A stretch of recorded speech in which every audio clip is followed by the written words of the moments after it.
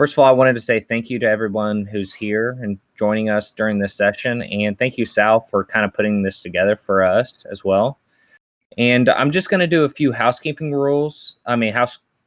tips and tricks and everything. So let's go ahead and get started real quick. So you are here for the accounting and finance basics for entrepreneurs. We're really here to kind of cover a full list of, really everything kind of an entrepreneur needs to know from the beginning to end kind of tips and tricks. So here, let's do a little Zoho Showtime housekeeping. So today's session is hosted by zoho.com/CPA. If you are a CPA or accounting firm and you would like to become a partner, kind of go to that website and reach out to us to learn more. We offer a lot of great things, and Sal himself is a partner with Zoho, so it's pretty great. And let's go over Showtime real quick. If you look at the left-hand side, you can see that we have a questions panel in the chat section and the poll section. And we also have handouts. So let's go ahead and go over the questions. The questions is where you would want to go and post any questions you have for Sal or the Zoho team. And we'll be there going through the questions during the presentation, answering them. And also Sal will be answering them live during the presentation.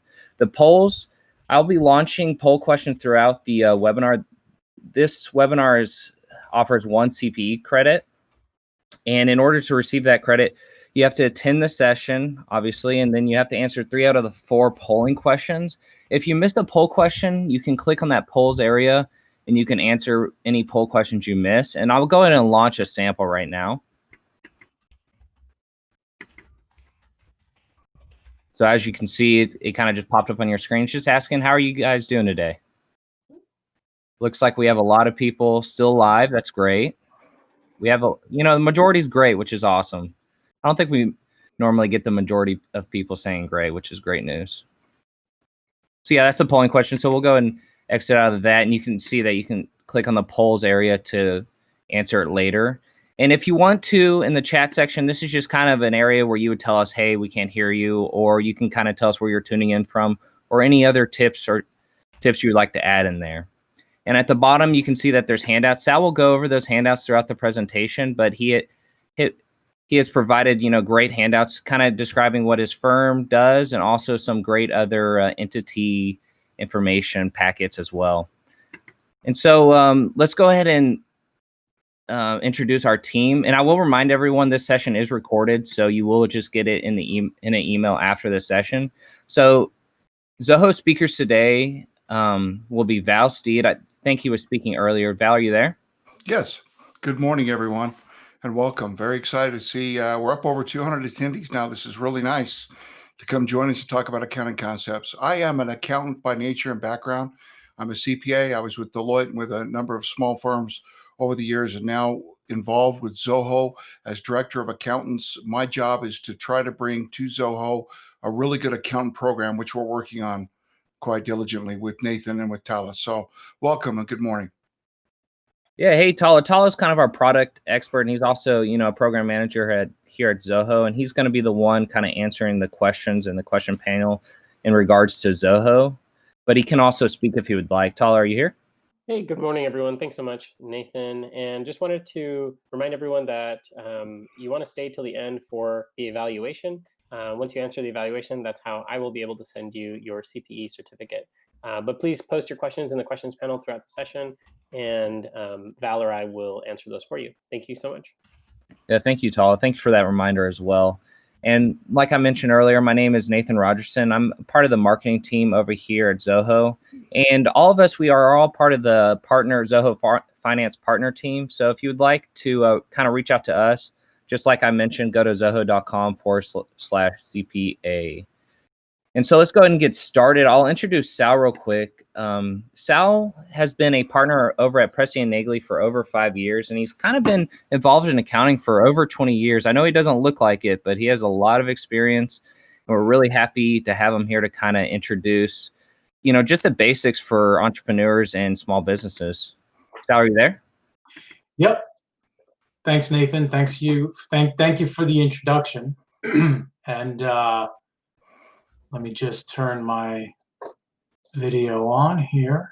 Yeah, I just gave you control. Good. We can all see you, Sal. All right. So thanks, Zoho team, for having me today.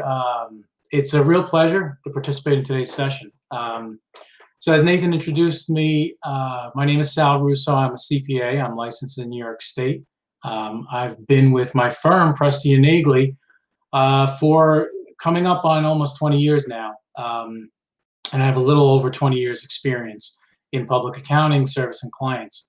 A little bit about our firm. We're a firm of about 35 professionals, and we're based in Midtown Manhattan. And we service clients across the country and internationally. The firm's been in existence for almost 40 years. 1982 is when we started. And we are a full-service accounting firm, and we service businesses of all sizes and individuals of all levels of wealth. Whether you're first starting out in your business, or you might have a growing family, or you might be the owner of a seasoned, established business, and you're just seeking a more creative, hands-on approach from your accounting firm. And we always say our business is based on relationships. We become very intimate with our clients' books and records. We help them to monitor their financial status and achieve their goals. And we really do take on the role of their advisor rather than just their tax preparer. So we, in addition to the tax preparer services we also offer CFO services, bookkeeping services. We help clients with their accounting technology needs, tax controversy, if that ever rears its ugly head, unfortunately.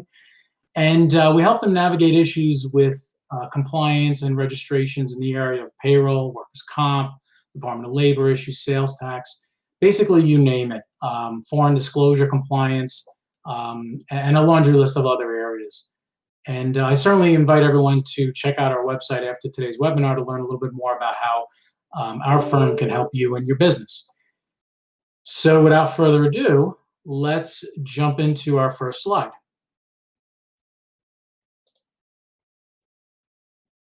And we already told you a little bit about who we are. And we are a Zoho partner here in New York City on the East Coast, and we do help clients across the country. So what are you guys going to learn today? Well, in today's session, you're going to learn a little bit about business structure options and the tax and non-tax implications. Certainly, both sides of that equation are very important. You're going to learn about key budgetary and cash flow issues affecting your bottom line performance and other metrics which you're going to want to continue to take the temperature of your business as time goes on. That's a perpetual process. I always tell clients you've got to constantly monitor. It's like your own health. You're not only monitoring that on an annual basis with your primary care doctor, you're also monitoring that on a day-to-day basis with what you eat and how you exercise. So business is the same way. You're going to want to continue to keep your finger on the pulse. And then we're going to talk a little bit about how we're going to use accounting systems and internal controls to better get your business in good working order. And now, who should attend? Who are you? Startup and small business owners of all sizes who basically want to learn these basic accounting and finance principles to effectively manage their companies. So that is our audience today. And we're going to talk about a number of different areas. As I said, we're going to talk about the tax implications of business structures, and we're going to get into a little bit of a granular level with budgeting and cash flow issues, insurances. I want to talk about, not only insurances that might affect your business as a whole, but also employee insurances and payroll issues as well. And we want to hit on retirement plans, and then, of course, income, sales, and payroll taxes. So this is where we're going to spend a good deal of time on this slide and the next. So it's day number one of your business. Most businesses and entrepreneurs start off with an idea and a basic plan that they have in their mind for their business.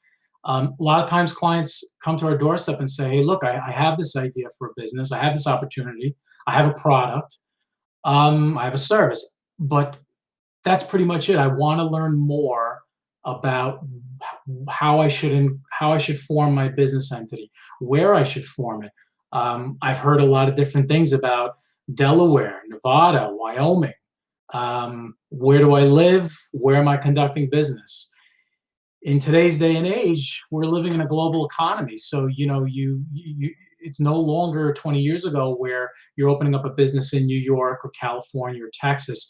It's an online business. You're reaching your customers across the country and internationally. So there's a number of different areas you need to be concerned about. So,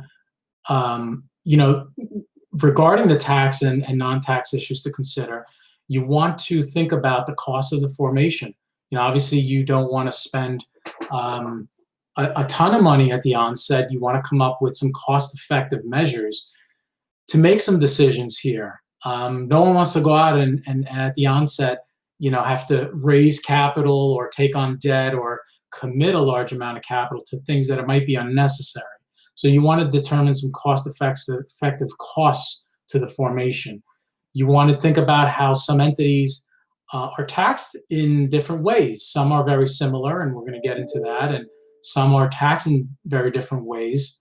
Some have different legal benefits, pros and cons that you want to consider.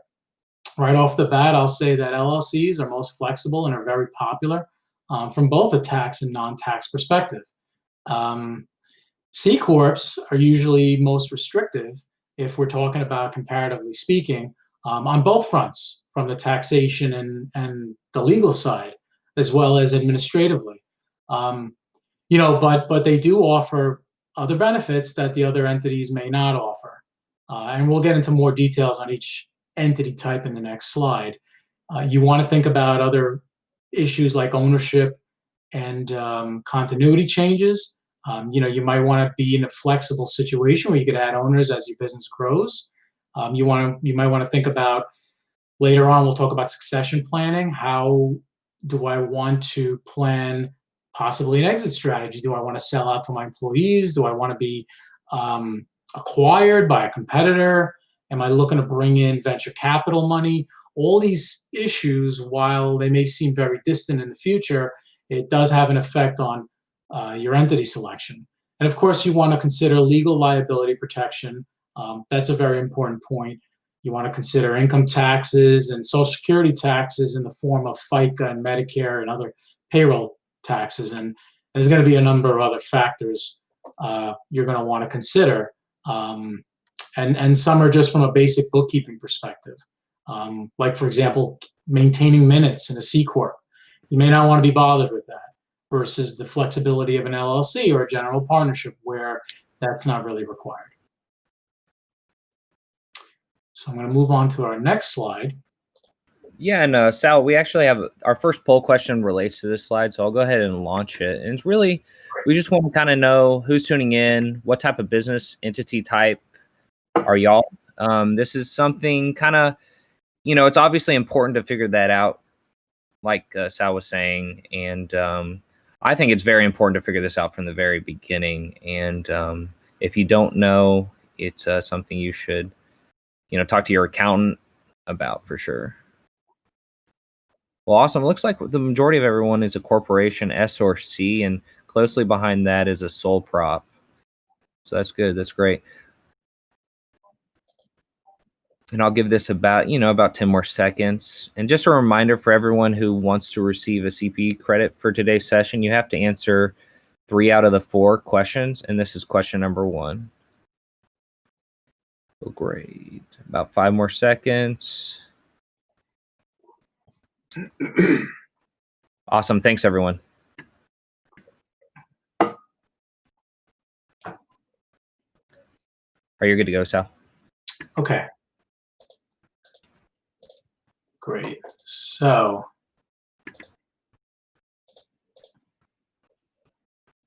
yeah, it looks like we've got a bunch of S Corps and C Corps and sole props. For sure. So let's talk about each one of these entities. I'm going to spend quite a bit of time on this slide. Sal, we So- also had a few extra comments on LLCs that we didn't quite have in the poll, so just a heads up. I'm sure you're going to talk about LLCs too. Sorry. Yeah, absolutely. Yeah, LLC wasn't on that listing, but we're going to dive deep into LLCs. And if anyone has any specific questions, of course, please feel free to ask a question in the question window, and we'll try to knock out as many of those as possible. Now, getting into the different entities, a sole proprietorship, this is basically the most simple structure you can have. Some states and localities don't really require anything legally to form a sole proprietorship. You can have a DBA in place for your business, or you could just simply start operating. It really depends on which jurisdiction you're operating in, and you got to make sure you're obviously complying with regulation in those areas. But this is also one of the entities that leaves you open to the most risk and liability. Obviously, there's no liability protection here. It's a simple entity structure. I'm not always a big fan of it because of that issue. So, it's not something I recommend to clients. I call this the hobby entity structure, because if you're sort of dabbling in a business that it's just you working there, you're not sure really where it's going to go. Maybe you want to operate that way for a few months while you're making your way, feeling your way through the business. That's fine. But eventually there comes a turning point in the business life where you say, okay, look, I've got to get some kind of legal structure in here. I got to get legal protection, an entity in place to protect myself against product liability, services you might be providing where you're open to exposure and lawsuits. And when that time comes, and you should definitely speak to your CPA, your advisor on this to determine when that period of time will arrive. The other entities that are on this list, the other four are entities that you should consider. We're going to start with a single member LLC. A single member LLC is taxed exactly the same way as a sole proprietorship would be taxed. There's no separate tax return for the LLC because it's a single member LLC. At the federal level, your income and expenses are going to be reported on your individual income tax return, just like a sole proprietor would. However, you're afforded the limited liability protection that comes with an LLC. You basically receive the same liability protection that an S-Corp or C Corp would provide, without some of the, I'll call it baggage that comes with an S-Corp or C Corp. Number one, there's no separate tax return filing required. So that eases the burden administratively. You don't have to pay for professional fees to have a separate tax return file. It will add some time and effort to your individual return. However, that effort and cost would be limited. It wouldn't be as big, as robust of a job if you had to file two separate tax returns. There's also some minimum franchise taxes that come along with an S-Corp or a C Corp. A lot of us already know that S-Corps are a pass-through entity like an LLC would be. So taxation-wise, there are some differences, but at the federal level, there are some. There are not as many differences as you might find at the local level. And we're going to get into the different ways of taxation that you might encounter with an LLC versus a corporation. I'm jumping ahead a little bit, but with corporations, there may be a need for the shareholder or the owner of the business to pay themselves a salary, depending upon if they're working in the entity. Whereas with an LLC, whether it be a single member or a multi-member LLC, LLC members, as they're referred to, do not pay themselves a salary. They pay themselves what's referred to either profit distributions, or it could be a guaranteed payment. It really depends with an LLC how you elect to be treated at the federal level for income tax purposes. So while we're on the subject, let's jump ahead to the LLC, because I'd like to talk about the limited liability company on just generally. That is a pass-through entity, as I mentioned, and you do get liability protection for all members in the LLC. The hot question I get is, what state do I form in? Some states offer more protection, legal protection, for members than others. For example, in Delaware, that's a popular state. It's been a popular state to form an LLC in. On a smaller scale, small businesses, I don't really see a lot of legal benefits to forming in Delaware. There's a misconception that if I form an LLC or any business entity in a state that has no state level taxation, I'll magically escape state taxation because of that. Unfortunately, that's not true. What state you're subject to from a taxation perspective really depends on where you're doing business. Business nexus comes into play there. That's something that needs to be evaluated when you're sitting with your advisor, your CPA, and the questions that should come across the table are, where are you doing business and how are you doing business? You could be doing business through online sales. You could be doing business through drop shipment. That carries its own baggage. Whether you're using a common carrier or you're driving your delivery trucks into that state. There was a big case a couple of years ago involving Wayfair, which I think we're all familiar with South Dakota, that basically shook up a lot how the states view state nexus. A lot of these states nowadays measure business nexus, or how I should say how they determine whether or not you're doing business in their state and whether you should register to do business and then pay taxes. They're now basing that on sales volume. So you really have to be careful what states you're shipping your products into or you're selling your services to, and how much in dollars you're selling to each state. So it's a constant evaluation that needs to be looked at on a perpetual basis. Now, jumping up to the partnership level, there are two types of partnerships. You can have a general partnership and a limited partnership. Now, Sal, could I back you up just a second? We've got a couple of questions on Series LLC before we leave LLC, if you don't mind.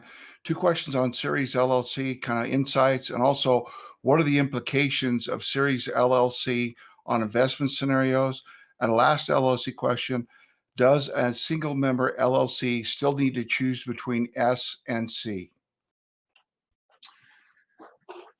Well, okay, so a single member LLC does not need to choose. Something happened to my, sorry, just 1 second. Yeah, no problem. I can repeat something if you need me to repeat something, but the choice between S and C, I couldn't remember exactly what that is, where that stands now. So I'm sorry about that one. Yeah, that's all right. No, I've got my screen back. It went blank for a second. A single member LLC does not need to choose between being treated as an S-Corp or a C Corp or as a partnership. By default, a single member LLC is taxed as a sole proprietorship.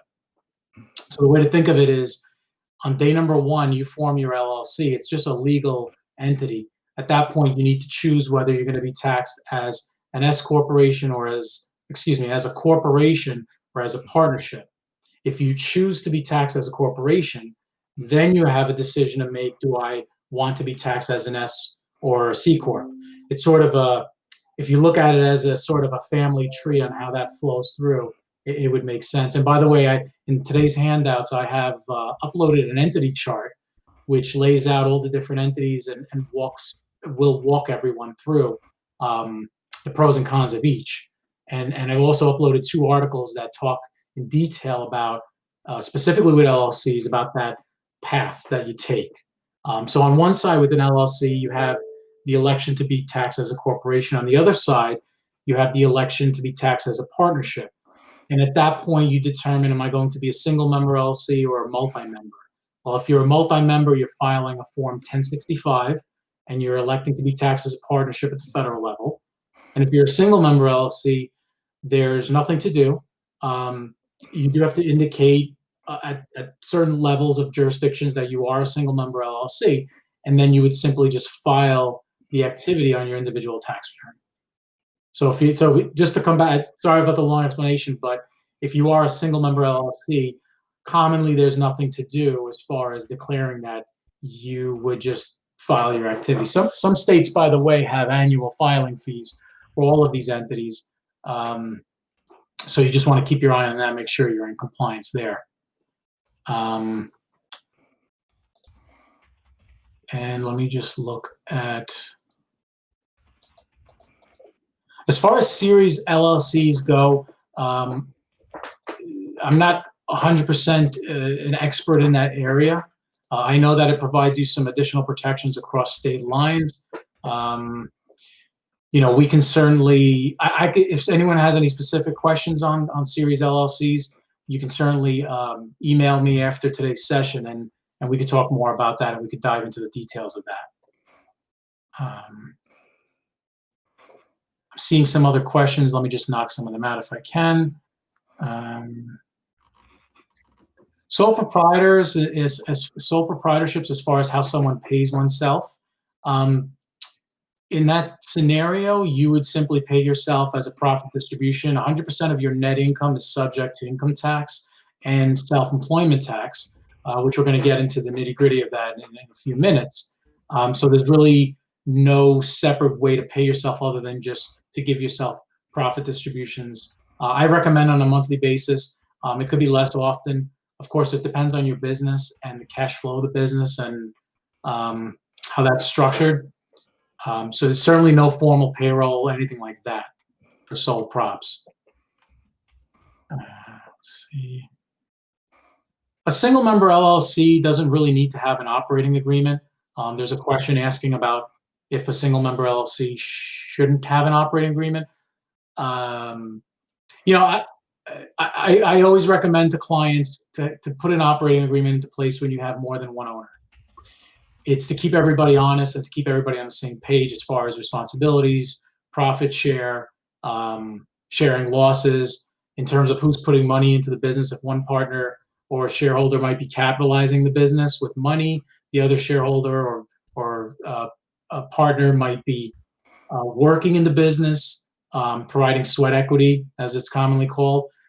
In those scenarios, it's very, very important to put agreements into place, whether it be an operating agreement, an LLC, membership agreement, to really draw boundaries around issues, because a business partnership is like a marriage, and if you don't have a clear understanding going into it of whose responsibilities are what, you can end up in divorce very quickly.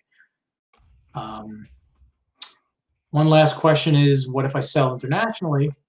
Do I pay state taxes with a sole prop? Really depends. That's a pretty generalized question. I would ask what jurisdiction you're selling to. You know, if you maintain an office in California, for example, but you're selling internationally, you know, you'd be required to file. You'd be required to register in California as a business, certainly. You might be responsible for foreign taxes or foreign registrations, depending upon how you're selling or through what methods you're selling to international destinations. You know, and on a broader scale, there's tax treaties between the United States and other countries that may exempt you from foreign taxation or might exempt you from U.S. taxation on foreign profits. So that's a big topic in itself. We could do a whole nother webinar on that one. You know, I certainly invite you to email me after today's session, and we can have a more in-depth conversation about that. And the last question I'll just attack while we're here. Sal, that was probably me. They were asking about an operating agreement and where can you find information on one. And what I said to them is, my best advice is go have one. Absolutely have one. I've seen 2 or 3 occasions where life got real ugly without an operating agreement. And I highly recommend you spend a little money, go get an attorney, draw something up. They've got a lot of boilerplate stuff. They can help you. And heaven forbid you have to go back and pull it out. But I've seen that happen many times. Yeah, I agree. Definitely consult the services of an attorney. And what I would recommend is don't end up sitting in front of the attorney with your business partner not knowing what the deal is. I would get, as I like to call it, get the handshake deal hammered Right. out with your business partner first. Yeah, even do your little outline, lay out everything you want to do before you get there with the attorney, and all they're doing is Right. putting the legalese around it. Absolutely. And Yep. I suggest you go out and do a little research on the internet, because there's tons of examples and tons of Oh, things to help you absolutely. think through issues, and then go sit down with your attorney. But it's always good to have them finalize it. Yeah, definitely do your homework before sitting down with an attorney, so you can get familiar on the different issues. So just getting back to the different entity types, let's see here. I believe I left off at the general partnership. So general partnerships, most important thing to know is that every partner is a general partner, and there's no, and all partners are personally liable for the debts. There's no liability protection. A limited partnership, one partner must be a general partner, and he or she assumes unlimited liability, and the other partners can be limited. However, the thing to be careful is that in a limited partnership, those limited partners could lose that liability protection if it's proven or if it's viewed that they're taking a larger role in day-to-day management. So, when can that come up? Possibly in a lawsuit. Creditors trying to attach liability to all the members, and through that lawsuit, they find that there's communication or there's direction from a limited partner getting involved in the business. So you want to be really careful in structuring a limited partnership that way. Most commonly, limited partnerships are in place when we're talking about an investment vehicle, that sort of thing.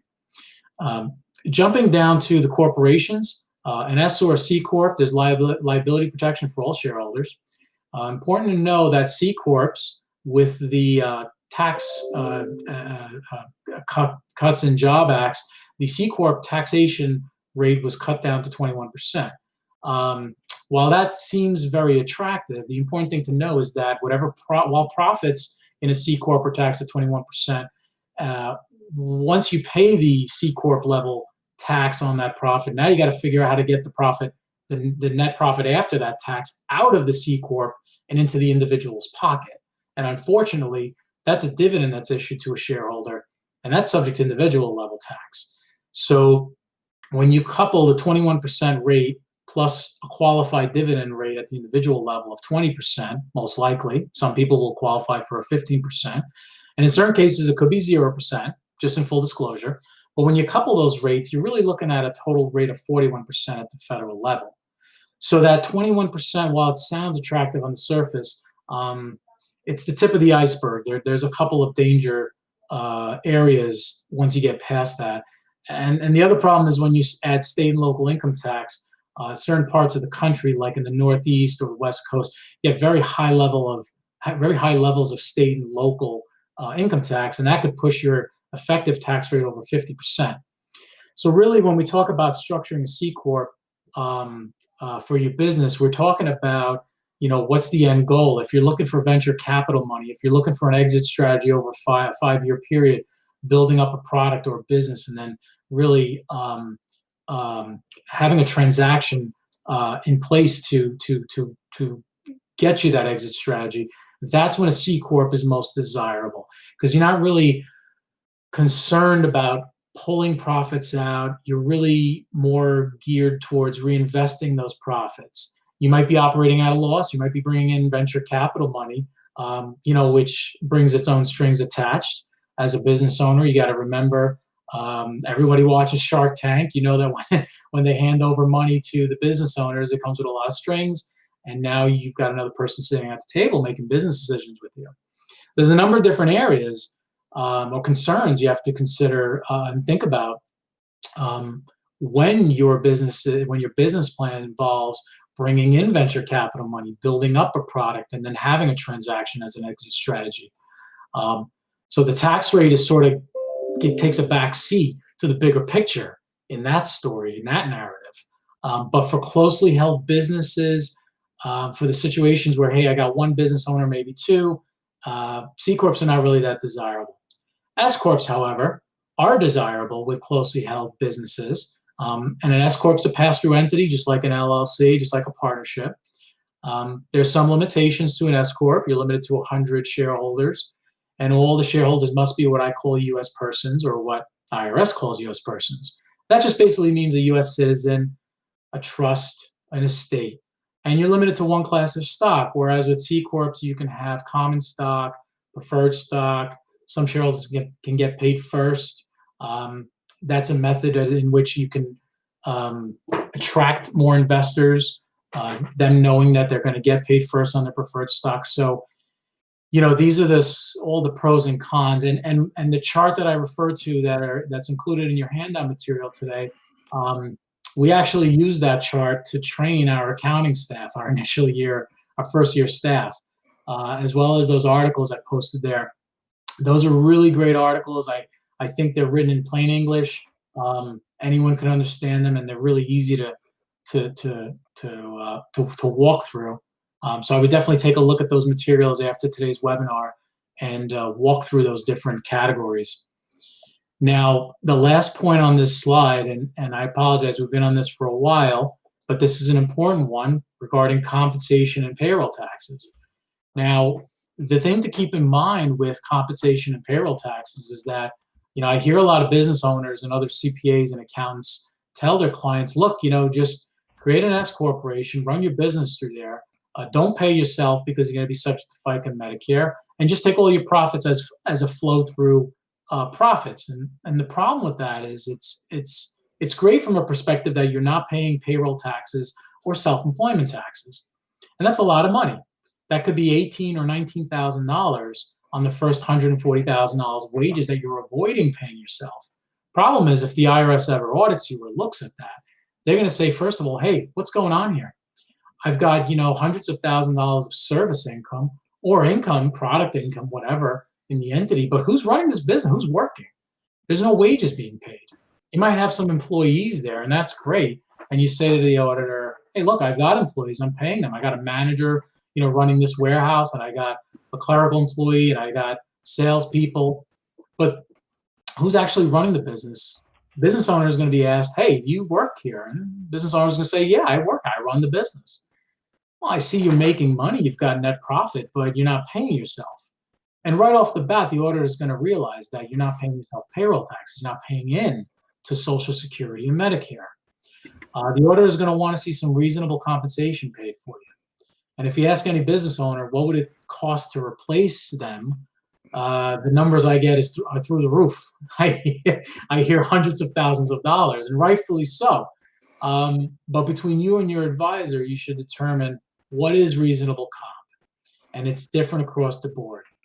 For someone selling widgets, it could be $50,000 a year. For a doctor working in their own medical practice that's taxed as an S-Corp, that could be $200,000 or $300,000 a year. Maybe less, maybe more, depending on what area of the country you're in. So you really just want to be careful. And the most important thing is you don't want to be blindsided by that. If you're paying yourself less than what you should be, you should just be aware of it. Just know that could come back to bite you. On that note, with an S-Corp or even with a C Corp, you're going to need to file a payroll tax returns for the payroll you're running. And they have payroll services out there. So when we talk about what's the most tax efficient structure for a closely held business, let's say you're a consultant. Let's take the simplest, purest form of that. A lot of people say create an S-Corp because you don't have to pay yourself payroll, which is a misconception. Whereas with an LLC, as a single member LLC, you're going to pay self-employment tax on the net income from that LLC. You want to be careful with that because there is an administrative cost to creating an LLC and then running a payroll if you're the only one on payroll, which you're going to have to be. There's no way an S-Corp can operate as a consulting practice where the business owner is essentially the employee of the business, generating the dollars off their back, and there's no payroll. That's you're asking for an audit. Yeah. Hey, so I'm going to go ahead and launch the second poll question. I didn't want to interrupt you during that, your entity type and descriptions and everything because it's so important. But here's the second poll question. It kind of relates to payroll in a way. It's just kind of saying what issues are your businesses currently facing? And obviously payroll is a huge issue a lot of businesses face where, we have businesses designed to help companies with their payroll. That's how important it is. Sal, reach over to the questions there for just a minute. There's a couple of really spot-on questions on LLC and distributions and payments, as well as some payroll taxes. A couple of different ones right there. I want to make sure we get the right answer in there. Sure. I've been out of practice for a few years, so 2 or 3 there. If you don't mind, reach over on those. Yeah. And while Nathan's finishing his poll. Sounds good. Yeah. So Adam asked, he's looking to pull out payments to myself from single member LLC, consider repayment. So to answer that question, what he's asking is he has a single member LLC, and he's asking, he wants to pull out some money out of the LLC, and is that considered a repayment of his original investment or a salary payment? Now, it really depends how much money you've put into the business. I mean, the thing to remember is that if the business is generating profits, you're going to pay income tax on the business profits, whether or not you're actually pulling the money out. You can leave that money in the business. Some might refer to that as retained earnings, and that's a terminology we use with corporations and S-Corps. But if you're pulling that money out, you can certainly pull out your original investment. However, a lot of times business owners look at the repayment of that original investment and think that there's going to be no income tax to pay into here. It's a real specific question. We'd have to look at your balance sheet. We'd have to look at your income statement to really answer that for you specifically. But generally speaking, if you've loaned money to the business and you're paying yourself back, my question to you is, how did you generate the money to pay yourself back? If you're going to tell me it was from net income, net profits, just know that you're going to pay income tax on those net profits. You might be paying yourself back more than the net profits, and that would make sense. So I hope that answers your question. But again, we'd have to get into the specifics. Stephen asks, I was told in the state of New York, if you're the business owner or an S-Corp, you can pay yourself without having to pay yourself, without having to pay payroll taxes. I would say that's true. Yes, you could pay yourself. You can call it a profit distribution. But the root of the issue is, are you working in that S-Corp? If you're working in that S-Corp, if you're running the business, and if you're involved in the day-to-day, you need to be paying yourself a salary. You could avoid it, but you're avoiding a potential problem that could come back to bite you. So I would pay yourself something. I wouldn't just leave it at zero. You're going to want to pay yourself a nominal salary, and we'll find out later on, real quickly in future slides, that we'll talk about retirement plan contributions. You may want to pay yourself a salary just to contribute to a retirement plan. If you're offering a retirement plan to your employees and possibly health insurance, why not participate in the plan yourself? Some of those plans require salary. Real quick, can a DBA be registered to an S-Corp, C Corporate Llc? Yes, all of the above. So I want to just jump back to our slides because we're going to be running out of time soon, and I want to hit on some other areas. And by the way, if you're operating a real estate entity where you own real estate in a corporation, C Corp or S Corp, that's a problem. You want to talk to your advisor about restructuring your entity to a more flexible entity structure like an LLC or a partnership. That's a no-no. A lot of times people want to refinance, pull equity out of a real estate property. You want to pull that money out of the S-Corp or the C Corp, it's going to be limited to your basis. And a lot of those entities in the real estate world and real estate businesses, basis is always very low because you're writing off depreciation as you move along throughout the life cycle of owning that property. So if anyone's interested in learning how to restructure that to a more effective structure, please reach out to me, especially in New York City.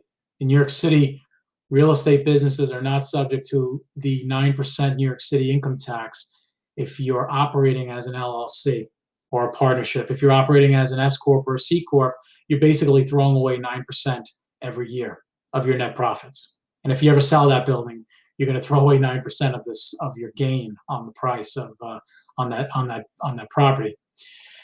So just to run through this real quick at a high level, wage income versus self-employment income. We talked a little bit about that, about the benefit, I'd say, of operating as an S-Corp and paying yourself a low salary if it's possible to do that. Again, if you're a doctor operating in a practice and you're paying yourself no salary, In an S-Corp, that's a problem.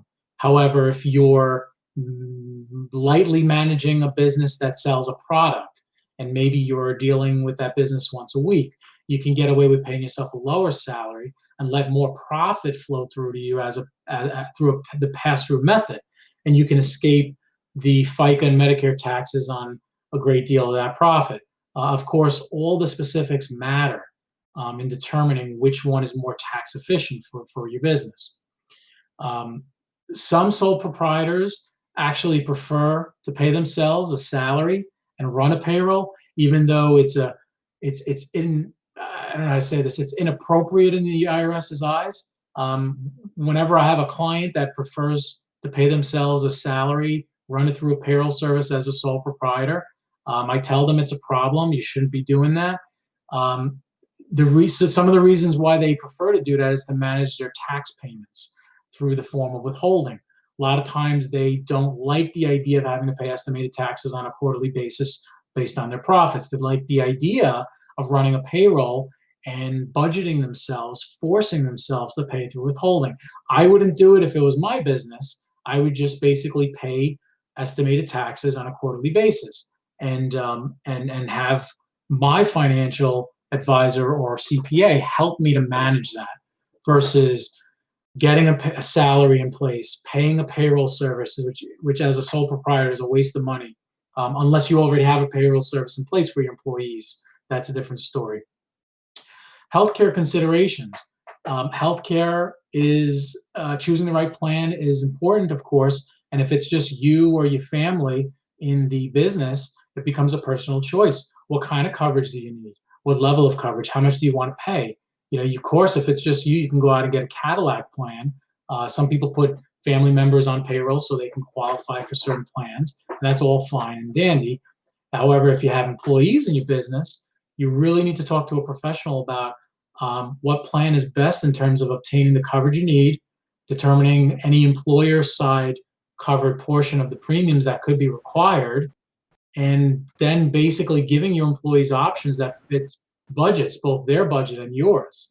You want to attract good employees. You want to offer competitive compensation plans that your competitors are offering. And that leads me into the retirement plan consideration. The same logic here applies. If you have no employees in your business, the conversation usually starts with the business owner of how much are you looking to put into a retirement plan? I get all sorts of answers. Some people tell me I'm looking to put 10,000 away, 20, 50. Some people want to get really aggressive. Some people haven't planned for retirement their whole lives, and they come to me and they might be 45 or 55. They might be thinking about an exit strategy, a 10-year plan, and they might be in a beneficial situation where they have a lot of net profit, high cash flow. They don't necessarily need the profit, so they say to me, "I'd love to be able to put away $50,000 or $70,000 a year, really maximize my contributions." The conversation turns to considering a defined benefit plan, whereas a defined contribution plan, you have lower contribution limits. For example, 401ks and simple IRAs or a regular IRA for an individual. I put those at 25,000 and under. If you're in the conversation where you're the business owner where you want to put away a lot more money, 50,000, 70,000, you might want to consider a SEP. You might want to consider a defined benefit plan where with a SEP you could put away up to $56,000 a year. You can couple that with a profit sharing match where you can put away up to $70,000. A defined benefit plan, think of it as the old-fashioned union retirement plans where if you worked for Con Edison 40 years ago, you retire and all of a sudden you're getting $100,000 a year in retirement. All the way along the way, your employer, which would be yourself in this situation, is putting away $100,000 a year, $150,000 a year. Now, those require big commitments. Why doesn't everyone do them? Well, you need a big amount of cash flow to be able to absorb the contribution. All these contributions are tax deductible. So if you're at a high tax rate, 30, 40, 50% almost with state and local rates, you can really experience a great benefit. And if you have employees, what I find with most actuaries when they calculate how much a business owner could put away, a lot of times we could put the business owner in a position where even if you're matching or you're contributing for your employees, you can get 80–85% of the benefit. That's usually my benchmark. If I see the defined benefit plan structures where the business owner is getting less than that as a benefit, doesn't make sense a lot of times. But the point is, definitely this is an area that business owners sort of ignore for a while. They're consumed with getting their business up and running, and they don't really address this. Hey, Sal, sorry to interrupt again. I have to launch the third poll question. And Sure. just a reminder, everyone, you need to answer, if you would like to receive a CPE credit, you need to answer 3 out of the 4 polling, and this is number 3. And we also do appreciate anybody else who's just answering these poll questions. It kind of helps us know who's tuning in and what our audience is interested in. Yeah, and I'm going to answer Ahmed's question. Can you open an LLC in another state without having an address in that state? Certainly you can. You have to obtain what's called a registered agent in that state, and that could be obtained very easily for a fee, of course. A popular way to get that registered agent in that state, a lot of services that you'll find online that will form the entity for you. One of the questions or one of the add-on services they will provide is they'll ask if you need a registered agent. A lot of times, the state just needs an address. So if you have an aunt, an uncle that lives in that state, you can certainly put their address down. Of course, you need their permission and their authorization. It's basically so that the state can serve you at a particular address in case they need to. For example, if you're back on your annual fees that you have to pay each year. So if we're good to go, Sal. And just a reminder, we have about 10 minutes left. Great. All right. I think we'll be able to cover everything else.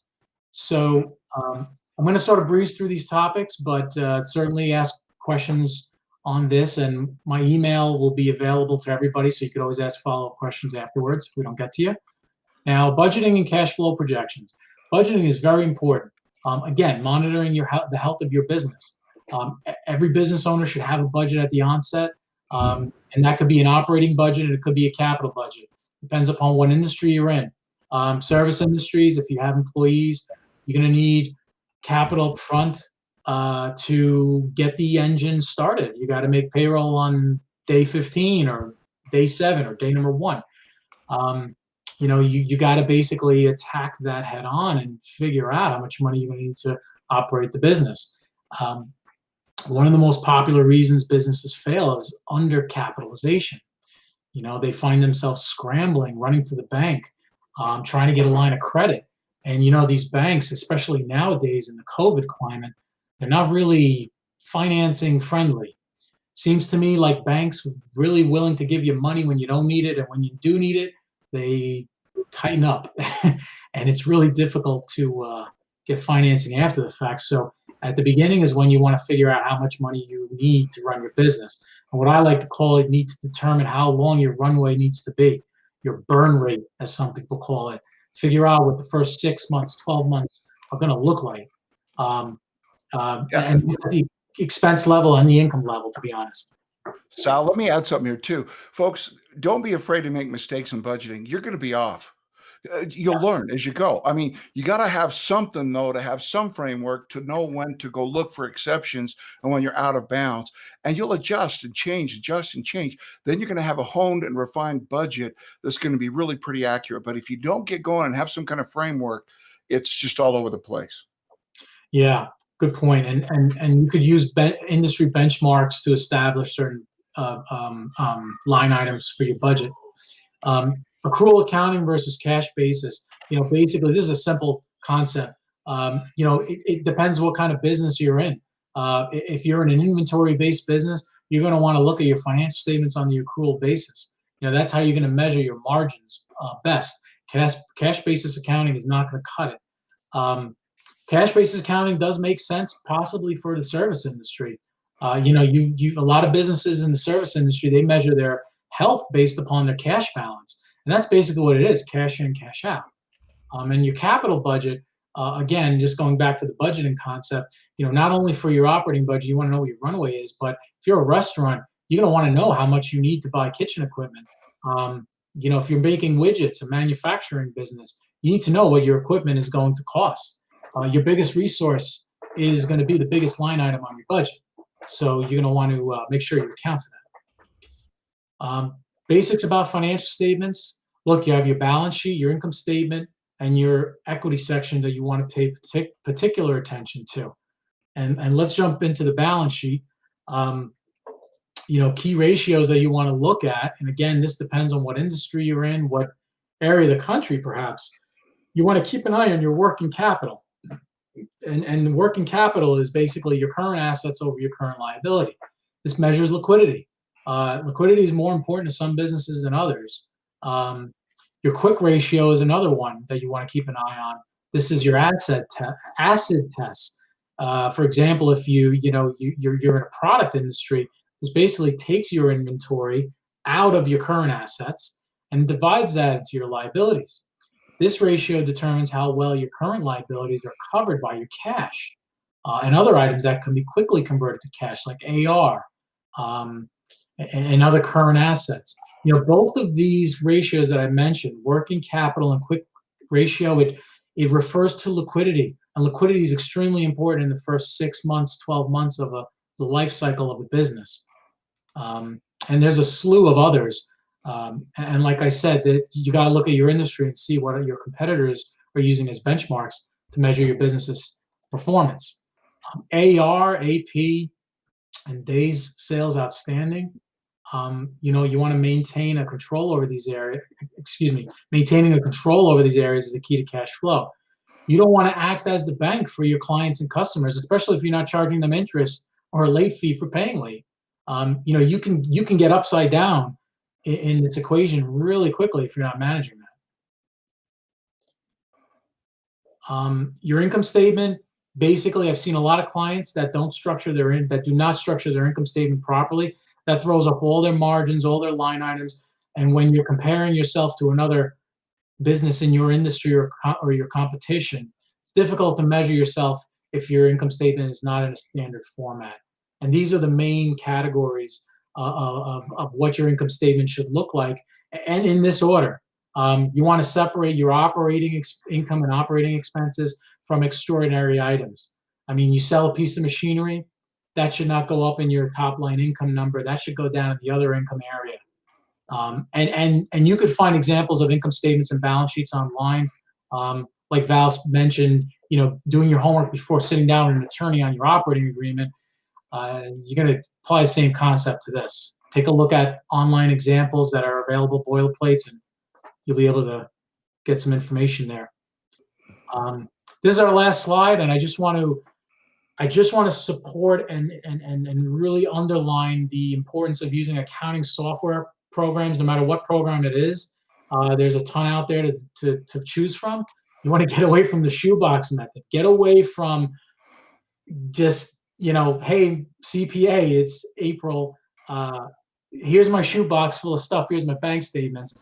You're not measuring your business's performance during the year. That's, to me, it's not a good way to operate. And then what to expect from your bookkeeper and CPA, call them, ask them for more help. Today's CPA is technologically advanced. They're not working with green sheets anymore. We log into clients' files. We do health checks during the year. We encourage our clients to touch base with us and check in on a quarterly basis. And then the other items on this list, succession planning is important. Make sure you have an exit strategy. Where am I going? What's the end goal here? So all important concepts, and sorry we're running out of time, and I could talk for a while longer, but I'm going to hand it back over to Nathan to wind down here. Yeah, hey, Sal, I really do appreciate you kind of going over, all this important information. And like you said on these other topics, these are, great topics that could have their own webinar sessions, and kind of be on the lookout for, us to do more presentations with Presti and Naegle, because, they're they're a great partner for us, and they also have great insight for, a ton of accounting and business topics. And I want to go ahead and launch the last poll question, which is just asking if you would like Presti and Naegle to reach out to y'all. I know that this webinar was very high level, and a lot of this information is, it's hard to take in within an hour. People go to school for this, to learn even what entity types are. I went to school for accounting, and, I wouldn't even say I'm the best at it. So it's great to have Sal and, just an accounting firm that can kind of help you out. And on that note, it is at the top of the hour. Please wait until the end of the session to receive our evaluation.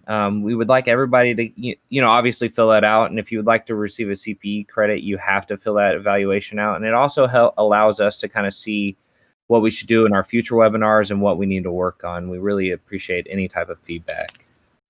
Al, I know you're not an attorney, but there was one question. It looks like somebody did maybe get to it about adding a member to an LLC quickly. Any guidelines? Probably, folks, you probably want to talk to an attorney on that particular issue. That's probably a legal issue, not really an accounting issue. Yeah, just from the accounting side, you want to make sure boundaries are set as far as is the member going to work in the business, and of course, profit share and certain partners work and should be paid for work, and certain partners get profit share. It's important to separate the two. Yeah. All right. Well, awesome. It looks like everything on our end is good to go. Sal, would you like to do any closing remarks? Yeah, definitely. Just to say, thanks again, Zoho team, for having me on. And, this is the most important area of your business, to consider all these issues at the onset. And if anyone has any follow-up questions, please feel free to email me. My email address is here. And always love talking business with entrepreneurs. That's for sure. Be safe, everyone. Thank you for being here. Yeah, thanks, Sal. I really do appreciate it. Thank you, guys. Bye, everyone. Bye-bye.